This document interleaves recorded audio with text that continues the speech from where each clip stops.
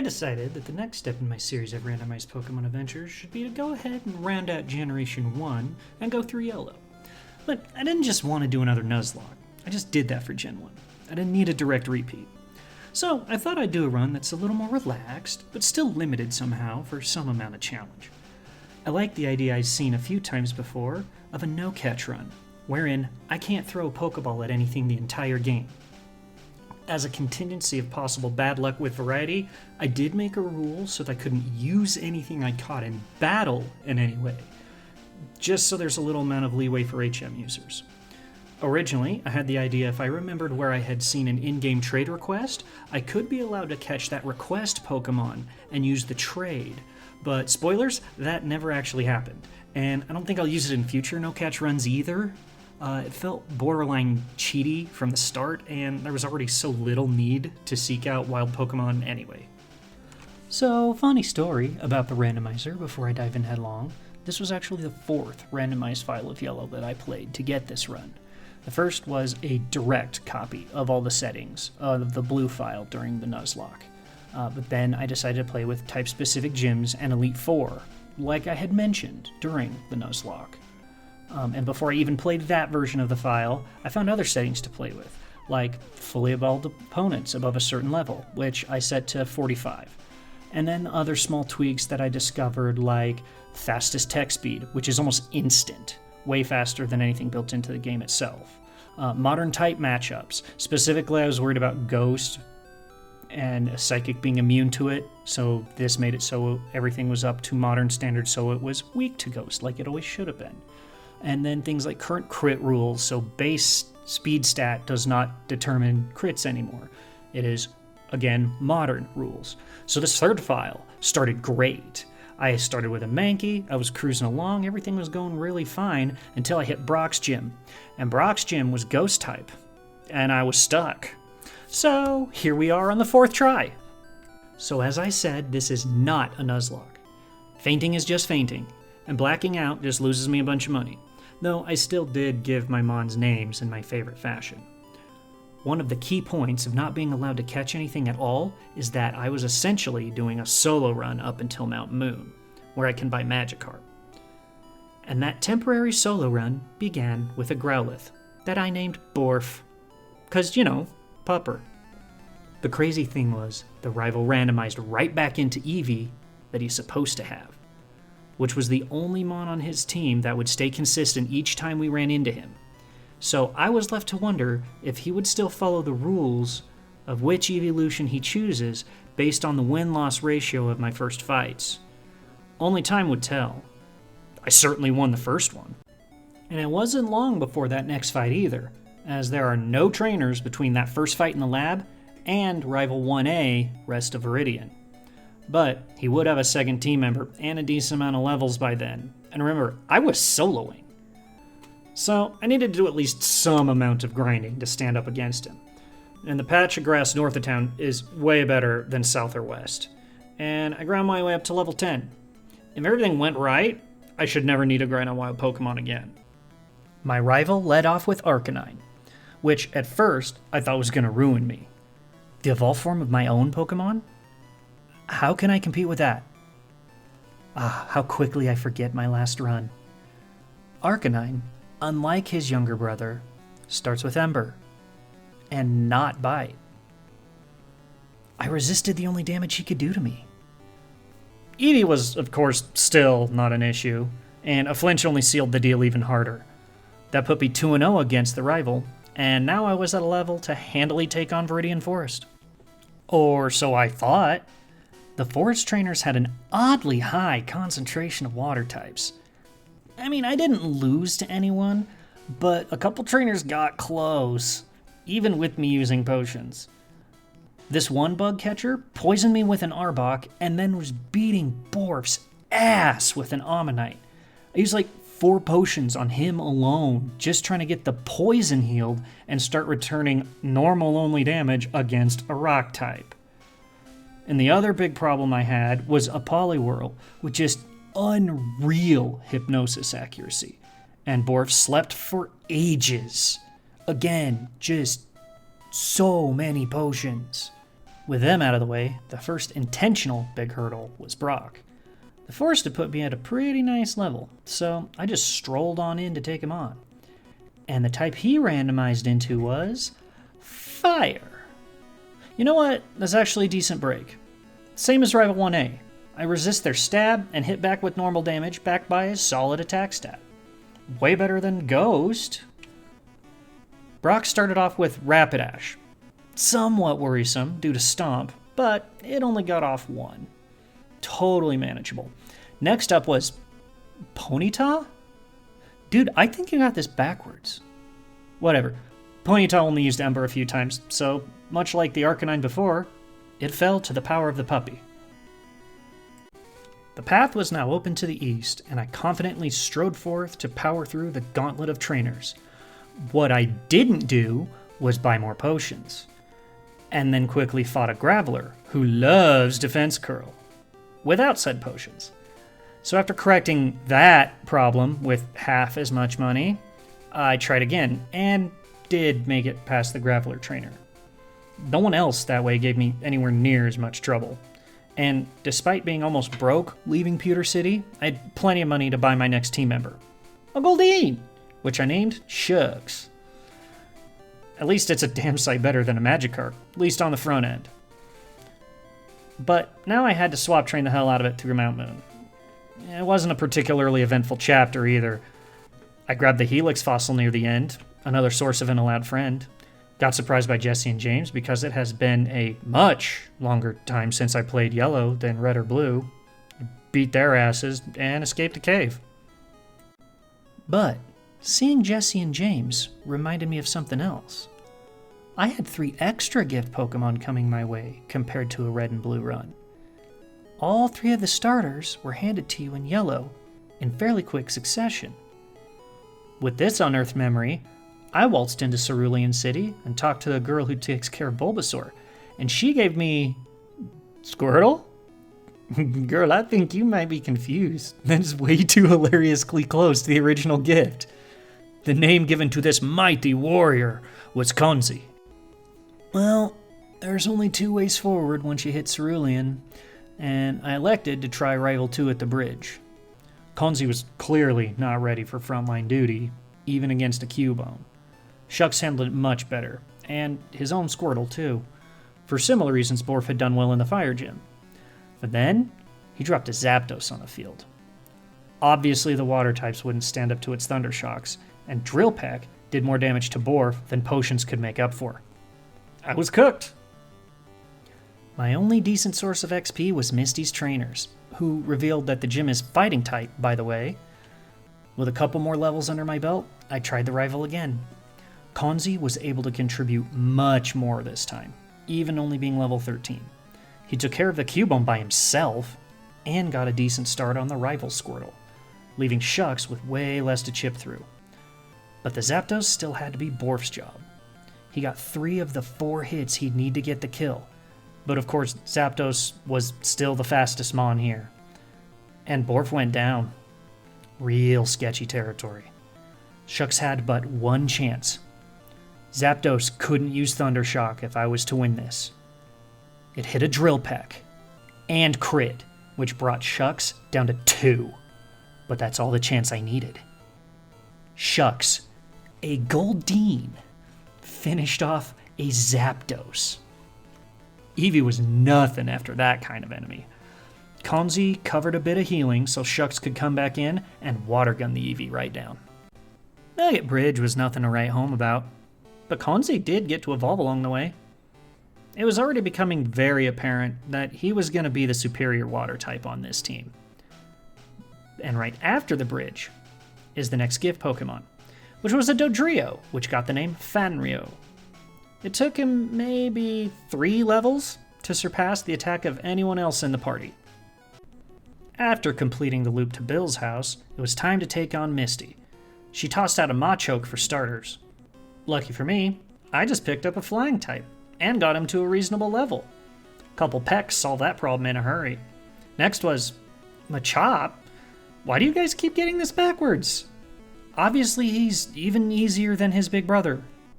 And of course Bubble Beam went straight into Konzi's repertoire. Arriving in Vermilion City, I was ready to get that criminal Squirtle gift from Officer Jenny. But I couldn't.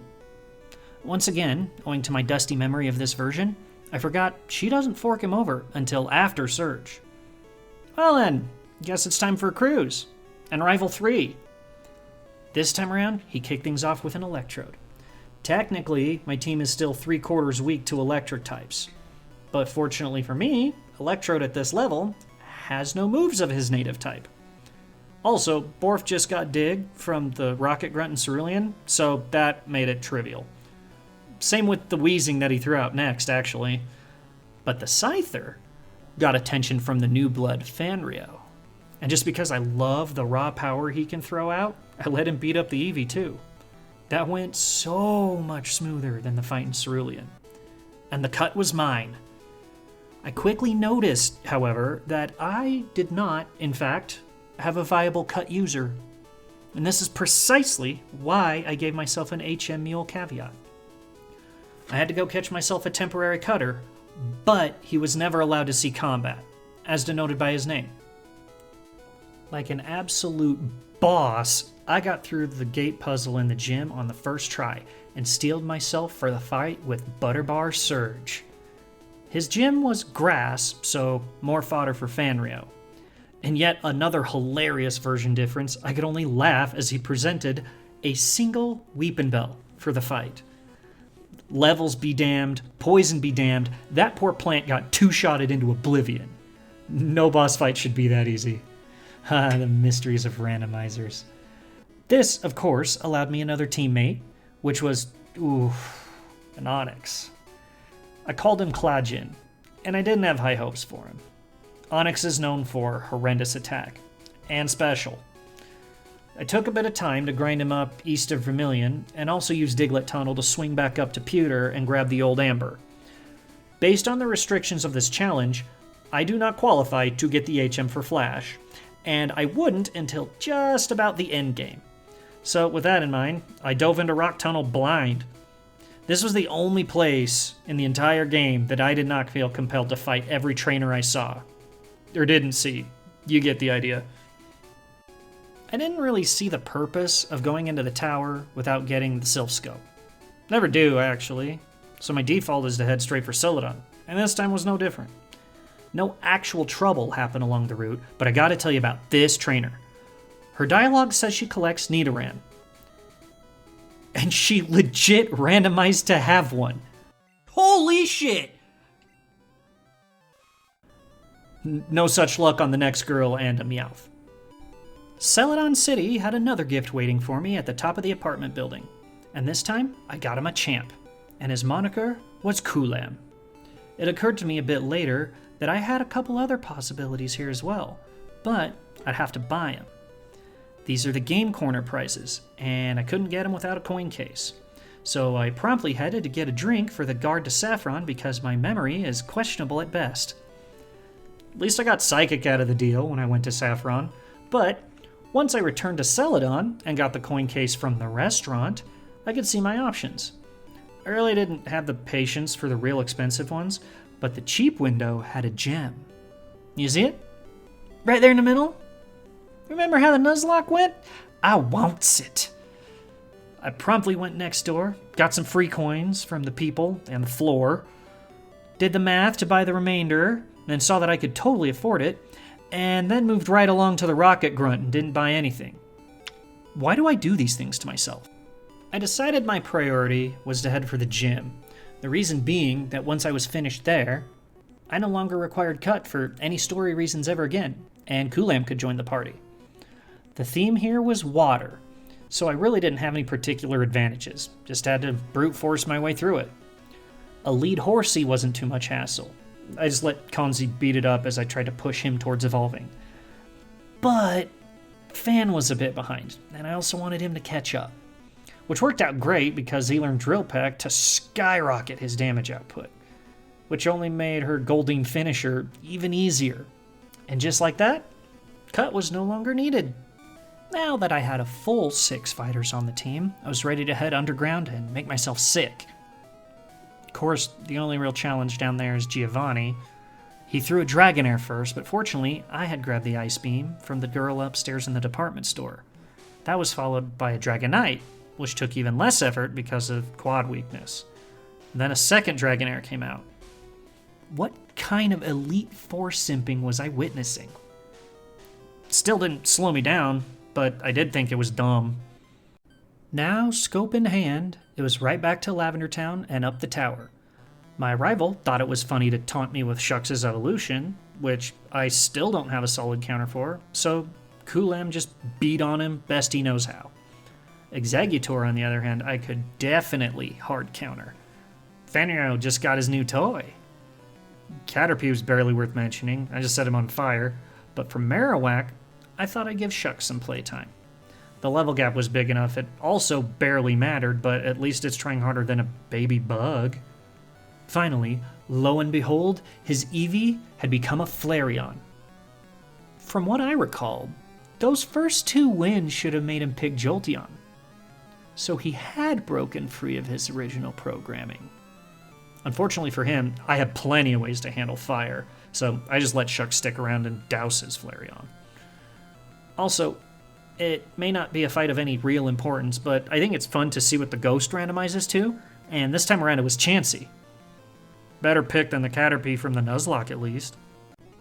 Now that I had the Poke Flute, and could get into Silphco, it was time to go wading neck deep through Rocket Grunts. Somewhere in the midst of clearing out the Silphco building, Shucks got to evolve, leaving Konzi as the last man out. Next was a true challenge, Rival 5. His levels are a massive jump from our last fight only about an hour-ish previous, and the same could be said for Giovanni right after.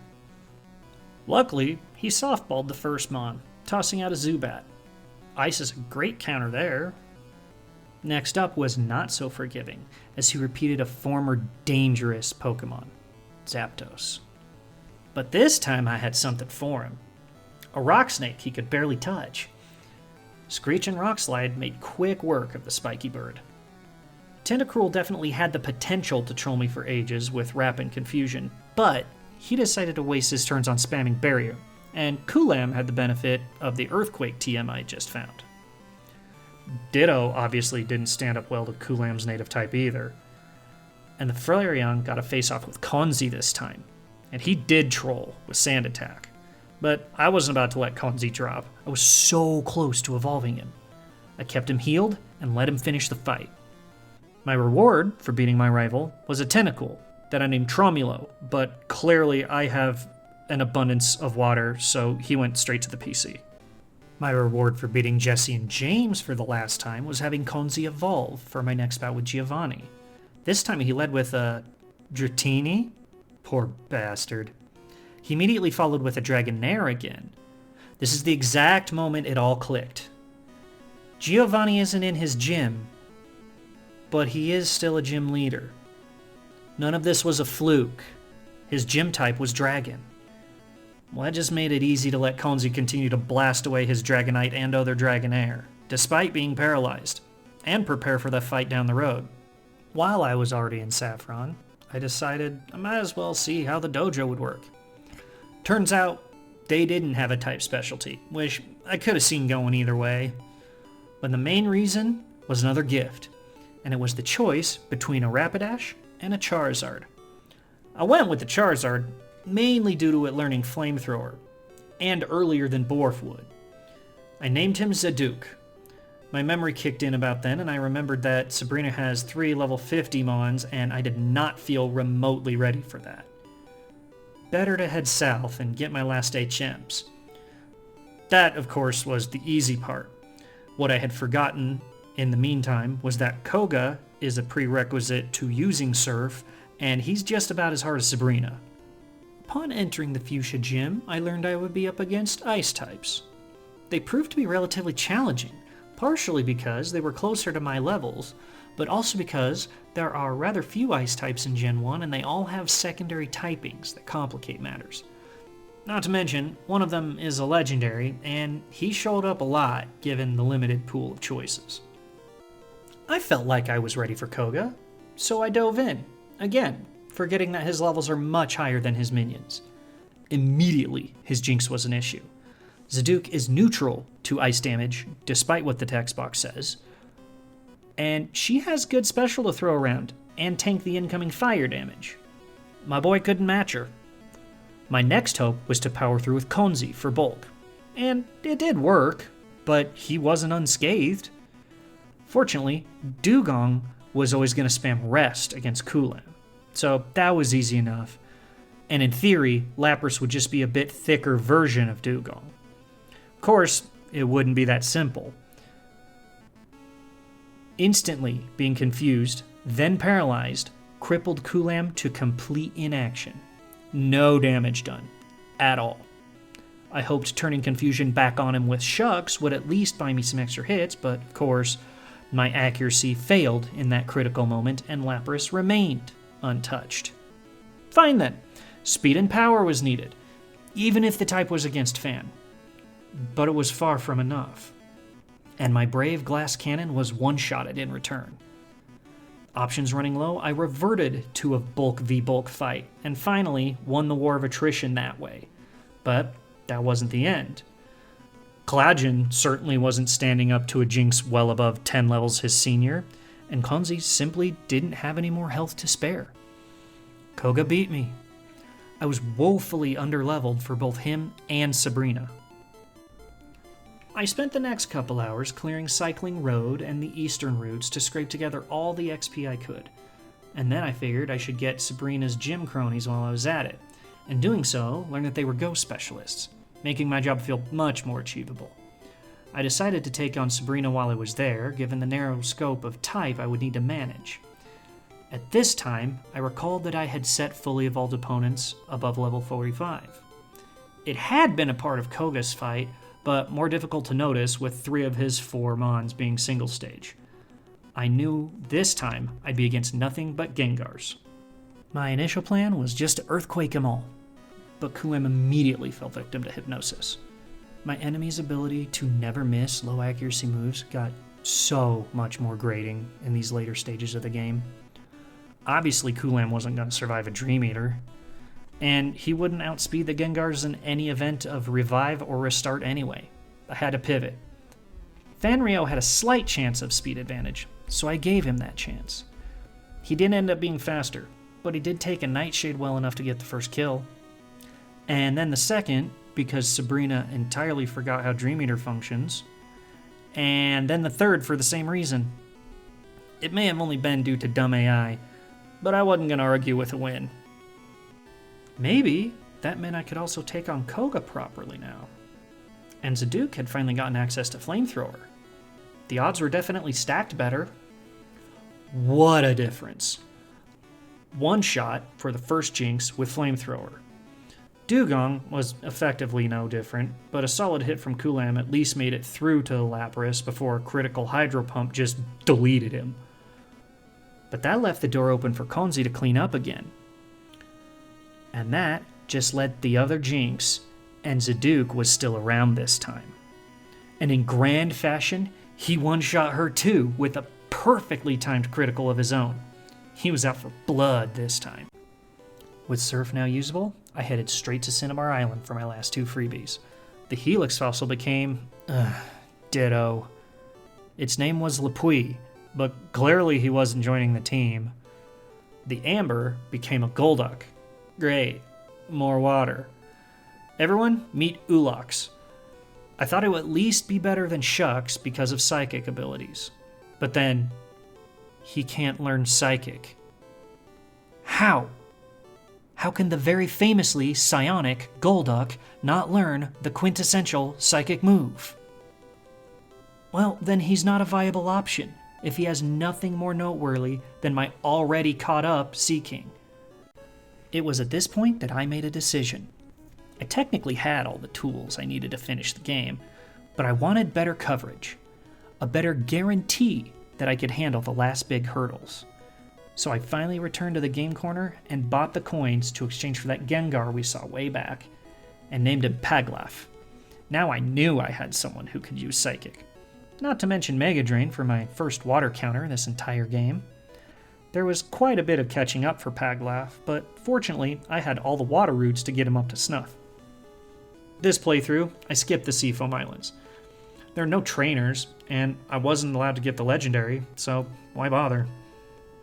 By the time I reached the mansion, Paglaf could easily hold his own, and I could resume spreading the XP around. Not that there are a ton of trainers there, but I wanted all I could get, knowing what sort of levels of fights lay before me. In that same spirit, I intentionally got all the answers wrong on Blaine's quiz machines to fight his trainers. Unlike Red and Blue, just talking to them doesn't work. They revealed the type of the gym to be psychic, so for the most part, it was just another brute force gym. That held true for Blaine as much as any of the rest. He started with Hypno, and I faced him with Fanrio in the lead for pure physical attack power. Hypno isn't quite as frail as the Aberline, so it took a few turns to put him down, and he did retaliate with his own psychic and some poison. I decided the best route was to put in a sacrificial lamb to get Fan back up to full for the Alakazam that came out next, that being Cladjin. Good thing, too, because a psychic from Alakazam took Fanrio straight to the red zone when he got back, but paper-thin defenses against my best attacker were never going to last. Last was Exeggutor, which left plenty of safe room to dominate. I didn't really expect one Drill Peck to do the job, but it set up Zaduke for an easy cleanup. No other interruption stood between Blaine and Giovanni's gym, so I flew straight to Viridian and prepared to sweep through the dragons. Partway through, I figured Konzi could use Blizzard to hit bigger targets even harder. By that I mostly meant Giovanni, since all 5 of his Pokemon would be Dragonites. When the first one, at level 50, wasn't one shot by Ice Beam, I knew I'd made the right choice. The levels only went up from there. I just had to hope I had decent accuracy luck. And indeed I did. Only missing the first shot of Blizzard, I wiped the floor with the remaining 4 Dragonites, even after paralysis, completing my tour of the gyms. I was free to ascend the Indigo Plateau. But then, of course, the rival had to butt in.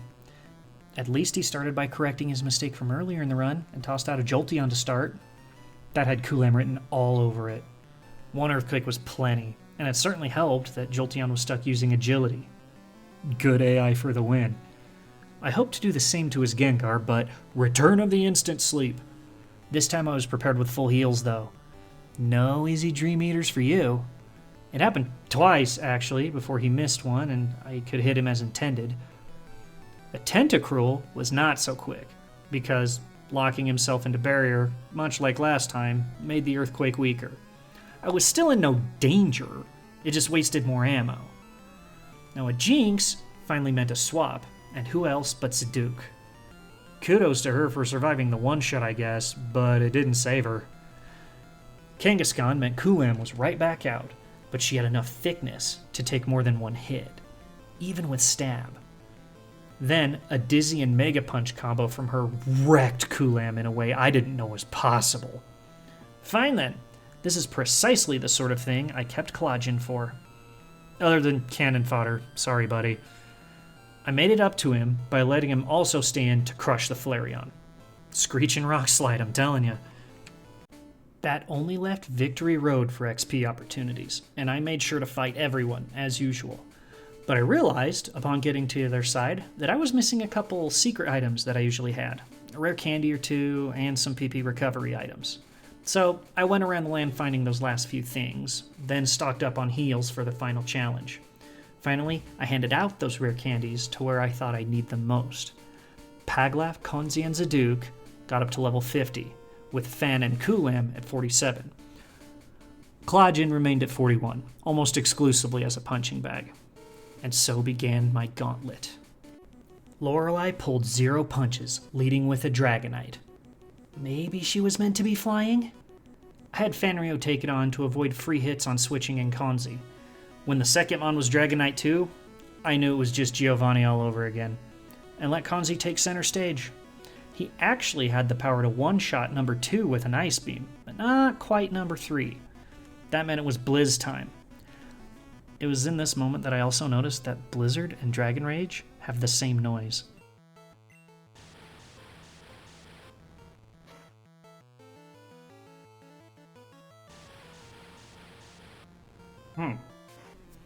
Getting paralyzed was a potential big damn problem, but the power of Konzi was not so easily stopped. Another one shot and there was but one remaining. His fixed damage wasn't getting him anywhere fast, but multiple full paras left the door open. He wasted too much time on agility, however, and another blizzard claimed my first victory. Bruno had much less mystery surrounding his type, opening with Ninetales. All fire? Well, that would fall on Konzi once again, after letting Fanrio get first blood at least. A second Ninetales was none too happy about taking a couple serfs. Charizard only delayed the inevitable with Fire Spin. The moment he missed, he took the full force of Konzi's water.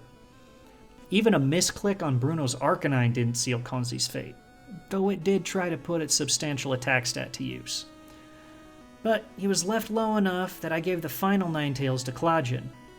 Unfortunately, the Ember still hits his pathetic special rather hard, and a second Screech could have been a total waste if Bruno hadn't decided an X-Defend was necessary in that moment. -3 defense still wasn't enough to give it to Clodgen, though. He got most of the job done. Kulam's Earthquake would more than suffice. Second Elite Four down. Agatha dove in hard with a Kingler, marking herself as a water specialist. That pretty much made her Paglaf's job. Fan did his usual first round, but this was tougher than the others. Kingler hardened, and Agatha had potions on standby. Fanriel just kept pecking away until he had his fill of seafood. The crit helped things not be quite so monotonous. Mega Drain isn't the most powerful move, and Paglaf gets no stab, but at least he could stay topped up while holding my only advantage over water. Next up was a Sea King, and the draining began in earnest. What I didn't remember was Agatha loving to swap out, and she did so to another Kingler. It made no difference to Paglaf. He was a one-trick pony in this fight, and Kingler's Harden wouldn't slow down this special freight train.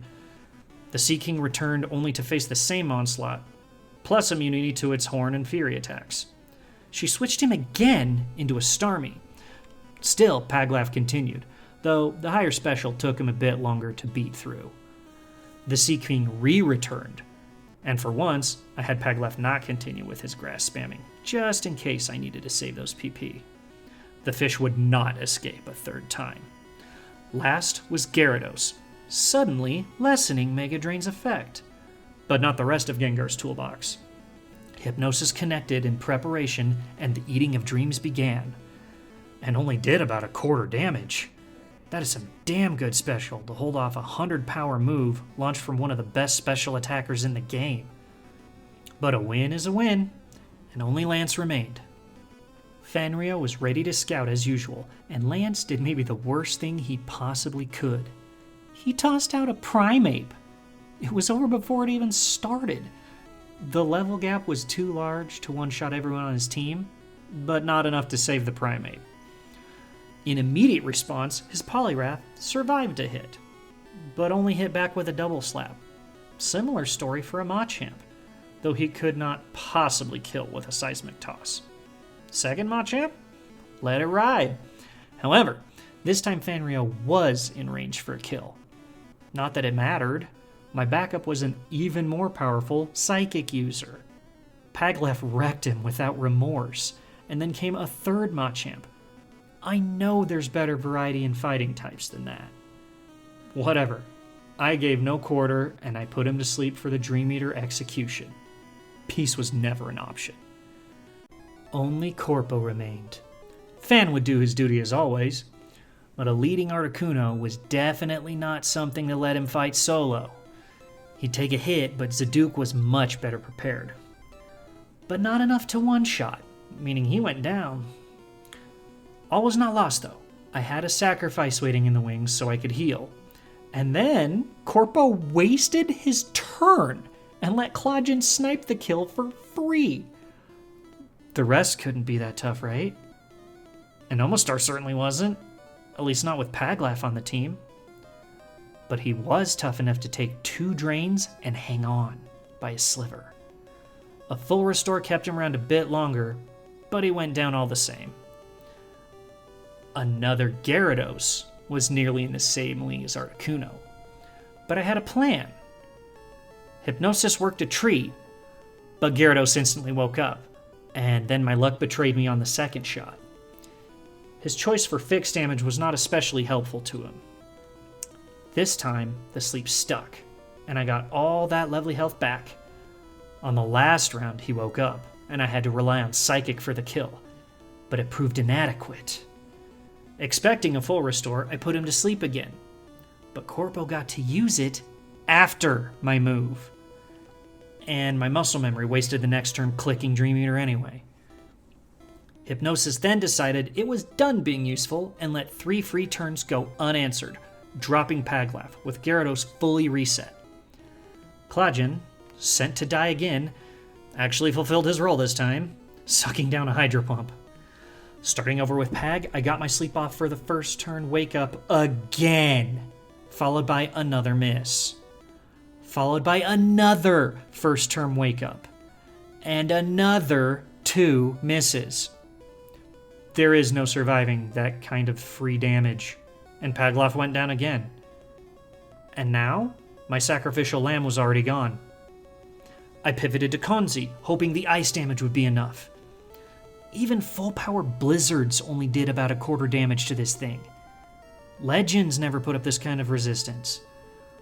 Only questionable move choices allowed Konzi to finally brute force the Serpent down after running out of all Blizzard PP. And this was only the halfway mark. Arcanine was at least safe enough to heal on, and now it was my turn for free damage, with him spamming Roar and Leer. Even with Pag out of the fight, a Machamp was no problem. Fan already proved that. A quick 2-shot brought us at last to Flareon, and Konzi once more.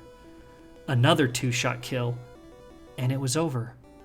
Victory was mine. I actually really enjoyed my team.